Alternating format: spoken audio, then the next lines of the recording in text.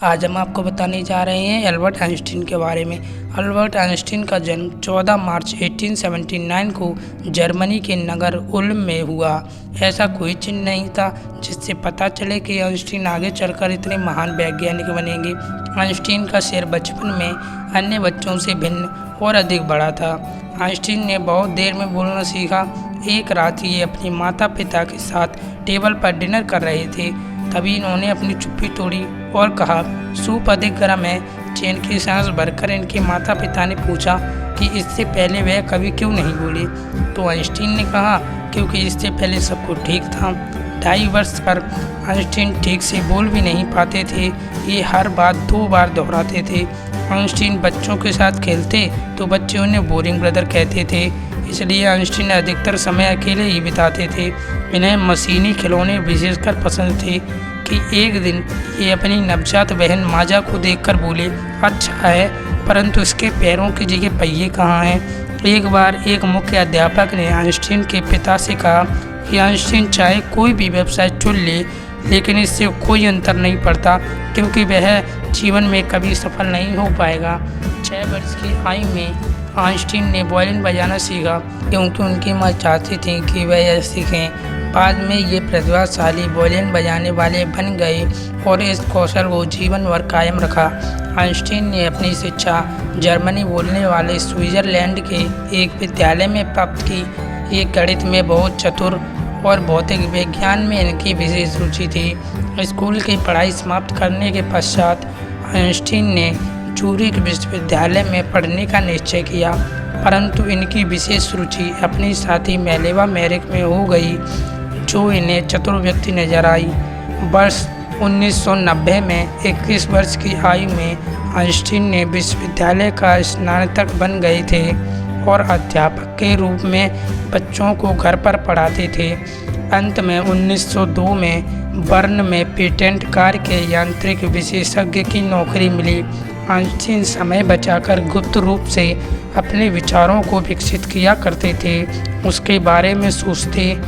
वर्ष 1905 में एक आइंस्टीन के विशेष रिलेटिविटी E=mc² के नाम से जानते हैं। आइंस्टीन मेलेवा से विवाह अपनी पढ़ाई समाप्त करने के तुरंत बाद करना चाहते थे, परंतु इनकी माँ इनके विरुद्ध थी। मेलेवा, जो इनसे आयु में 3 साल बड़ी थी, इनकी माँ मेलेवा की बुद्धि से परेशान थी।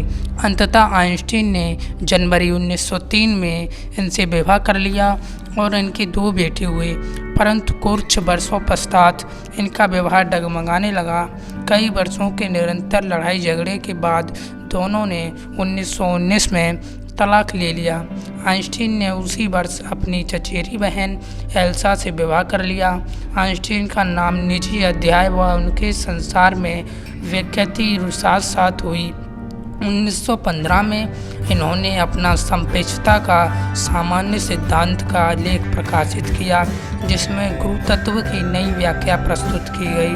1919 में सूर्य ग्रहण ने सिद्ध कर दिया कि यह बिल्कुल सही है। समाचार पत्रों ने उसकी खोज में वैज्ञानिक क्रांति का नाम घोषित किया। 1921 में इन्होंने भौतिक शास्त्र का नोबेल पुरस्कार दिया गया। जब नाजी 1933 में जर्मनी में सत्ता में आए तो आइंस्टीन अमेरिका चले गए। इन्हें भय था कि नाजी एटम बम बना लेंगे और उसका प्रयोग कर लेंगे।